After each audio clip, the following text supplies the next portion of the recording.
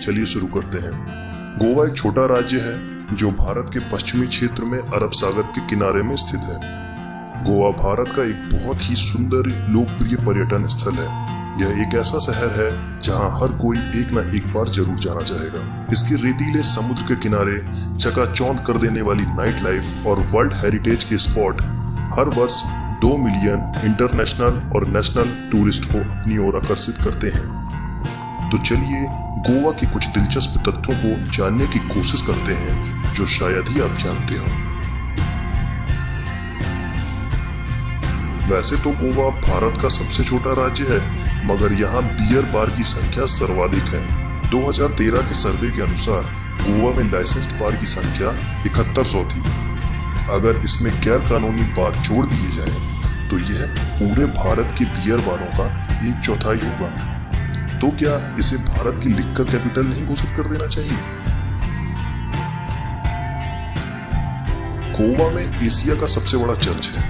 यह पुर्तगाली धन को दिखाने के लिए बनाया गया था और ओल्ड गोवा में बनाया गया यह विशाल चर्च इसे भलीभांति साबित भी करता है। यह 250 फीट लंबा है और 181 फीट चौड़ा। इस 16वीं शताब्दी के चर्च में 8 चैपल भी हैं, जो इसे बाकी अन्य चर्चों से बड़ा बनाते हैं। इसे पुर्तगाली वाइसराय रिनल्डो ने पुर्तगाल की समृद्धि और शान को दिखाने के लिए बनाया था, जो आज भी पुर्तगाल के इतिहास को समेटे हुए खड़ा है।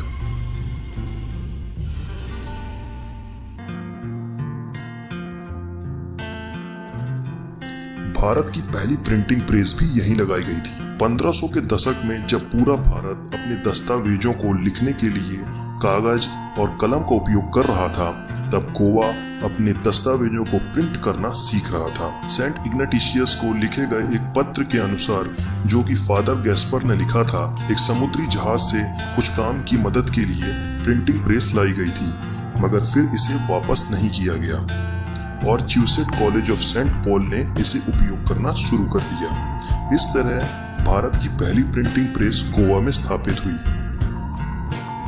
गोवा का नेवल एविएशन म्यूजियम एशिया का इकलौता म्यूजियम है। इस तरह के विश्व में 6 म्यूजियम हैं। इस म्यूजियम में भारत के नेवल एविएशन के इतिहास की झलक देखने को मिलती है। यह बोगमालो में स्थित है। म्यूजियम में कुल 13 जहाज हैं, जिसमें से शॉर्ट सीलैंड MK2 भी शामिल है, जो विश्व में बचे हुए 4 में से एक है। अन्य 2 बेलगार्ड सर्बिया के एयर म्यूजियम में है और एक हॉलीवुड के म्यूजियम में। हम सभी गोवा को पुर्तगाली राज्य के रूप में जानते हैं और यह सोचते हैं कि पुर्तगालियों ने ही गोवा में क्रिश्चियनिटी लाई, मगर तथ्य कुछ और ही बताते हैं। पुर्तगाल शुरू में अपने धर्म का प्रचार प्रसार करने में दिलचस्पी नहीं रखता था। इससे पहले कि वह यहाँ आते, किसी और ने इस प्रक्रिया को शुरू कर दिया था। गोवन इतिहासकार डॉक्टर ह्यूबर्ट ने इस सिद्धांत का प्रस्ताव रखा कि प्रारंभिक भारतीय ईसाई सेंट थॉमस के अनुयायी थे, जो ईसाई धर्म गोवा में लेकर आए, और इसके अवशेष आज भी पूरे राज्य में पाए जाते हैं। गोवा की आधिकारिक भाषा कोंकणी है, जो 5 अलग भाषाओं में लिखी और पढ़ी जाती है। सदियों पहले मैंगलोर में जो लोग सताए गए, वो भागकर गोवा आए। उनके साथ धर्म और संस्कृति और भाषा भी आई। आज वो सभी कोंकणी बोलते हैं, लेकिन इसे कन्नड़ में लिखते हैं। कोंकणी मलयालम और अरबी में भी लिखी गई है। गोवा मेडिकल कॉलेज भावी डॉक्टरों को शिक्षित करने और उपचार प्रदान करने के लिए भारत के पहले मेडिकल कॉलेज के रूप में स्थापित किया गया था। यह निश्चित रूप से गोवा के तथ्यों में से एक है जिसे आप शायद ही जानते थे। यह 18वीं शताब्दी में बनाया गया था। तब यह राज्य पुर्तगाली शासन का अधीन था। एशिया के सबसे पुराने मेडिकल कॉलेजों में से एक यहाँ एक पुस्तकालय भी है, जो 18वीं शताब्दी के समय की पुस्तकों को समेटे हुए सबसे पुराना पुस्तकालय माना जाता है। वर्तमान में हमारे देश में हजारों इंग्लिश मीडियम स्कूल हैं, लेकिन यह देखते हुए कि गोवा की दोस्ती इंग्लिश के साथ बहुत पुरानी है, यह कोई आश्चर्य की बात नहीं कि यहाँ देश का सबसे पुराना इंग्लिश मीडियम स्कूल था। गोवा निश्चित रूप से एक अनोखी भूमि है, जो आकर्षण के साथ साथ हमारे देश की संस्कृति को भी समेटे हुए है। 1542 में पुर्तगालियों ने गोवा में शासन किया। इस समय के दौरान सेंट फ्रांसिस जेवियर ने समाचार फैलाने का काम शुरू किया था।